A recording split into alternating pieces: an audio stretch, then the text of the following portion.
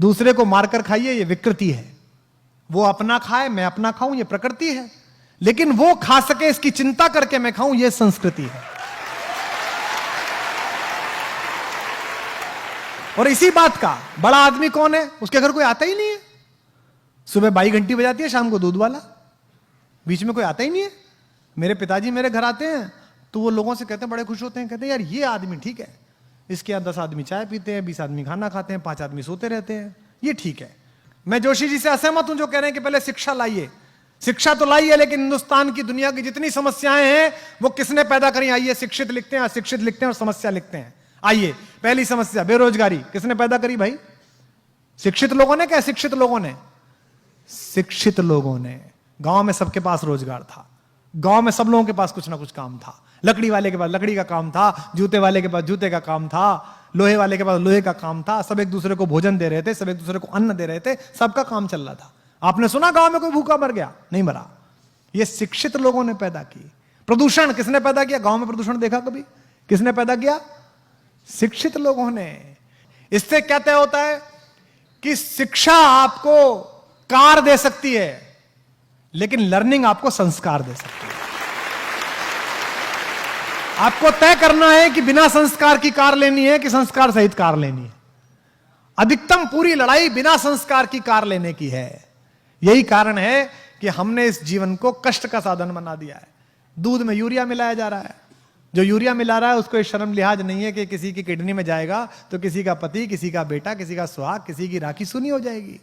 उसके खुद के घर में भी बेटी है, उसके खुद के घर में भी पुत्र है। वो सोच के देखे कि मेरे पुत्र को अगर ये यूरिया किडनी फेल कर दे और मेरा बेटा मर जाए तो कैसा लगे। नहीं, वो सोच ही नहीं रहा। उसको लगता है 1000 रुपए फालतू मिल रहे, थोड़ा सा यूरिया मिला दो। सब्जी वाला यही कर रहा है आपके साथ, अफसर आपके साथ यही कर रहा है, सरकारें आपके साथ यही कर रही हैं, नेता आपके साथ यही कर रहे हैं। क्योंकि हमने इस पूरे प्रोसेस को लर्निंग का बनाया ही नहीं है, हमने इस पूरे प्रोसेस को शिक्षा का बनाया है। और मैं आपसे निवेदन करता हूं कि शिक्षित हो जाइए, पढ़िए, खूब पढ़िए, रिसर्च करिए, इंजीनियर बन जाइए, डॉक्टर बन जाइए, आईएएस बनिए, पीसीएस बनिए, लेकिन लर्निंग सीखिए। कोई नासा नहीं गए थे वो गांव के लोग जो गौरैया को धूल में लेटते हुए बता देते थे कि आज पछुआ के साथ बादल आएंगे। उसने अनुभव से ये जाना था। तो इसका मतलब कुछ ज्ञान ऐसे हैं जो अनुभव से ही आते हैं। महिलाएं बैठी हैं, मातृशक्ति बैठी हैं, मातृशक्ति इस नगर का प्रतिनिधित्व करती हैं। लोग कहते हैं ना बच्चा पैदा हुआ, बच्चा पैदा नहीं हुआ, बच्चे के साथ एक और चीज पैदा हुई, मां पैदा हुई। उससे पहले वो भाभी थी, बेटी थी, बहन थी, मां नहीं थी। अब वो मां पैदा हुई है। मेरी पत्नी मेरी बेटी को डांटते हुए अक्सर कहती है, तू बनेगी ना मां तब पूछूंगी तुझसे। उसको लगता है खराब बात है। अरे ये सही बात है, क्योंकि उससे पहले वो सिर्फ बेटी थी, सिर्फ वो पत्नी थी, सिर्फ वो बहन थी। जिस बार पहली बार उस शिशु ने आकर किलकारी भरी, उस दिन मां को पता चला कि मैं मां हूं, मेरा बोध क्या है, मुझे जगना इसके अनुसार है, मुझे सोना इसके अनुसार है, मुझे इसका सब काम करना है। उस दिन से उसका बोध पैदा हुआ। तो जैसे आप ज्ञान के साथ यात्रा करते हैं, आपके मन में नई जिज्ञासा पैदा होती है, तो यकीन मानिए आप भी पैदा होते हैं, साथ साथ आप भी नए तरीके से पैदा होते हैं। जब आप कोई चीज पढ़ते हैं और आपको एकदम चेतना आती है कि यार क्या अद्भुत बात पढ़ी, तो ये मानिए कि थोड़ा सा जन्म आपका हुआ है। अब आपको तय करना है कि आपको अधूरा पैदा होना है कि पूरा पैदा होना है। आपको विकल दिव्य अंगों के साथ पैदा होना है कि संपूर्ण सुशोभित शरीर के साथ पैदा होना है। इसलिए पढ़िएगा तो ये सोच के मत पढ़िएगा कि ये पास करना है, ये सोच के पढ़िएगा कि मुझे ये जानना है, ये मेरी इच्छा है, ये मैं जानना चाहता हूं। अधिकांशतः हम जो पढ़ रहे हैं, हम ये पढ़ रहे हैं कि ये इतना है, इसको ऐसे करने से ऐसे हो जाएगा। इससे जीवन आगे नहीं जाएगा। गांव में मैं गया तो वो एक गांव के प्राइमरी स्कूल की पहली दूसरी क्लास की अंग्रेजी की किताब देखी, आपने भी देखी होगी। उसमें लिखा हुआ था जी फॉर जेंटलमैन। तो सामने कुछ चीजें बनी रहती है ना, अम्ब्रेला बना हुआ है ना, बना रहता है सब। बी फॉर बैलून, तो बैलून बना हुआ है। तो जी फॉर गर्ल एंड जेंटलमैन, तो एक लड़की बनी हुई और जेंटलमैन के नाम पर सूट पहने हुए एक आदमी बैठा हुआ, मतलब खड़ा हुआ, यानी कि जेंटलमैन है। जिसने सूट पहना वो जेंटलमैन है। तो गांव के उस बच्चे को यह लगता होगा कि ये जो धोती कुर्ते में मेरा बाप है,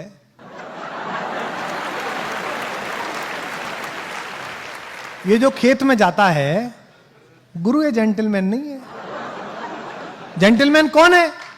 जेंटलमैन पीडब्ल्यूडी का वो चोर क्लर्क है जो सूट में आता है रोज सुबह सुबह।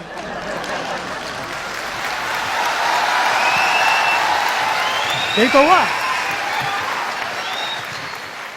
तो जेंटलमैन की परिभाषा क्या बनाई आपने? वस्त्र से बना दिया आपने। बच्चे के दिमाग में आरोपित कर दिया भाव कि जेंटलमैन होना मतलब कपड़े ऐसे पहनना। हमारी भी ब्रांड के टीम लोग कहते हैं कि ये क्या पहन लेते हो आप? आज ही कह रहा था ये क्या पहन लिया। मैंने कहा मेरी कमीज सुनेंगे कि मुझे सुनेंगे? भाई विवेकानंद से क्या कहा था शिकागो परिषद में? जब तीसरे दिन उनको समय मिला तो उसने कहा कि एक तो आपके कपड़े ठीक नहीं है, ये एक वक्ता के योग्य विद्वान के कपड़े नहीं है। तो विवेकानंद ने कहा कि देवी जी मुझे क्षमा करें, मैं उस देश से आया हूं जहां मनुष्य चरित्र से बड़ा बनता है, कपड़ों से बड़ा नहीं बनता है। आपकी साधना कितनी है इससे बड़ा बनता है।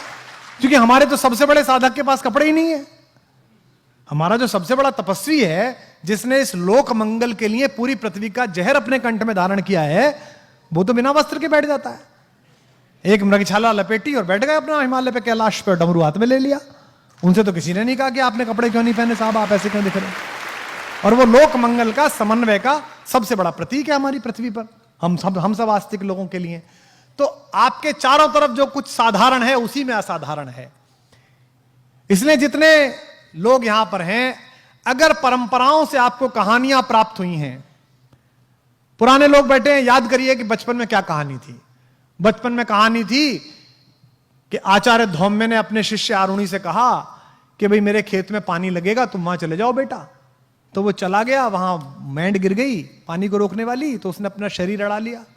बचपन में क्या कहानी थी, ये हो गया, तो उसके बाद ये तपस्या कर, ये फायदा हो गया। अब आपको कहानी क्या मिली? छोटे बच्चों को जादुई शक्ति मिली, तो झाड़ू नीचे लगाई उसने, हैरी पॉटर ने, और वो खुद ही जेट का जहाज बन के उड़ गया भाई। तो पूरा काम किस पर है कि जादुई शक्ति मिल जाए, कुछ जादू हो जाए, क्योंकि बाजार आपको ऐसा बना रहा है। इस परिसर में बैठे हुए बच्चों, अपनी आर्थिक स्थिति पर बिल्कुल परेशान मत होना। अर्थ तय नहीं करता कि आपके जीवन का अर्थ क्या होगा, अर्थ से तय नहीं होगा, यह बाजार तय करा रहा है। विज्ञापन आ रहा है, पत्नी से करें प्यार तो डायमंड से कैसे इनकार। अच्छा, मतलब जो डायमंड लाके नहीं दे रहा वो प्यार नहीं कर रहा। और कईयों ने तो वो नीरव मोदी वाले दे दिए, बोले जी फर्जी निकल गया डायमंड। मैंने कहा प्यार भी तो फर्जी था तेरा, डायमंड भी फर्जी निकल गया। यानी कि बाजार ने ये काम करा दिया तो अच्छा हो गया, और नहीं करा दिया तो उसकी इच्छा अधूरी रह गई। ये किसने किया है? ये उन्होंने किया है जिनको अपना कूड़ा हिंदुस्तान की 135 करोड़ जनता के सिर पे लादना है। ये उनका किया हुआ काम है, इसका कोई मतलब हमारे आंतरिक सुख से नहीं है। मैं गांव गया जी अभी 1-1.5 साल पहले, वो एक चैनल ने मेरे ऊपर डॉक्यूमेंट्री की, वो प्रोग्राम बनाते थे व्यक्ति विशेष। तो मुझसे बोले जी आपका गांव जरा आप वहां चलेंगे, थोड़ा गली में घूमेंगे, तो हम पीछे कैमरा लेके चले जाएंगे। मैंने कहा भाई चलो, तो मैं चला गया। तो वहां खेत की तरफ गए तो 2-4 बालक भैंस की पीठ पे बैठ के घूम रहे। तो वो लड़की जो चैनल वाली, वो कह रही थी ओ माय गॉड सर, क्या पुअर, देखिए कितने पुअर हैं और कैसा, मतलब देखिए कैसा लग रहा है इन्हें। मैंने कहा तेरी मर्सिडीज से ज्यादा खुश है वो। हाँ, पूछ के देख उसके अंदर कितना कितना अंदर से आनंद बह रहा है। उसने भैंसे की जो मचक है ना, उसके हिसाब से अपना शरीर ढाल लिया कि यूं मुड़ेगा और यूं मुड़ेगा।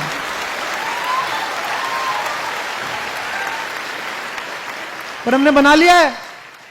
अंग्रेजी नहीं आती तो हमें, अरे क्यों, मुझे क्यों आएगी भाई। हिंदी खराब बोलते समय कभी गिलानी हुई, कभी शर्म लिहाज आई कि हिंदी खराब बोल रहा हूं? फिर अंग्रेजी खराब बोलते हुए गिलानी क्यों है? अरे मेरी भाषा नहीं है, मैं सीख रहा हूं, खराब ही बोलूंगा यार। अब अच्छी आ जाएगी तो बोल लूंगा, ना आएगी तो कौन सा प्रॉब्लम पड़ रही है भाई, ना आएगी तो क्या हो जाएगा। लेकिन ऐसा बना लिया है कि अंग्रेजी, जब तक आप अंग्रेजी जरूर सीखिए, बोल लीजिए। मेरे पास भी ग्रेजुएशन में थी, गोल्ड मेडल मिला मुझे, यूनिवर्सिटी टॉप की मैंने। मुझे भी अंग्रेजी बहुत पसंद है, शुरुआत की कविता अंग्रेजी में लिखी। पर आप देखो कि देसी के अंदर इतना अधिक कमतरी का भाव भर गया है, इतना अधिक इन्फीरियरिटी कॉम्प्लेक्स है। निज भाषा उन्नति है, सब उन्नति को मूल। आपको हिंदी बोलने में शर्म आती है, आपको बुंदेली बोलने में शर्म आती है, आपको इस महाकौशल की भाषा बोलने में शर्म आती है। और कितनी मधुर भाषा है, कितनी मीठी भाषा है इस पूरे क्षेत्र की। आप फोन करिए महापौर जी के घर पे, के हैं क्या मैडम? अब भाई तो इतनी हती है भाई, चली गई बाजार में।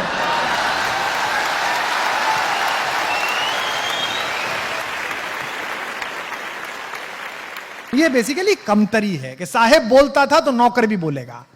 तो भाई तुम होगे नौकर, तुम्हारे बाप होंगे नौकर, मैं आजाद हिंदुस्तान में पैदा हुआ, मैं हिंदी के हिंदुस्तान में पैदा हुआ, और मैं इस मानस भवन में संस्कारधानी के पूरे इतिहास की शपथ खा के कह सकता हूं कि 1000 कमियां हैं हम में, पर पूरे विश्व में ऐसा देश नहीं है जिसमें हम पैदा हुए हैं, पूरी दुनिया में ऐसा देश नहीं है। रात बाई का शेर है, ना किसी राहबर न रहगुजर से निकलेगा, हमारे पांव का कांटा हम ही से निकलेगा।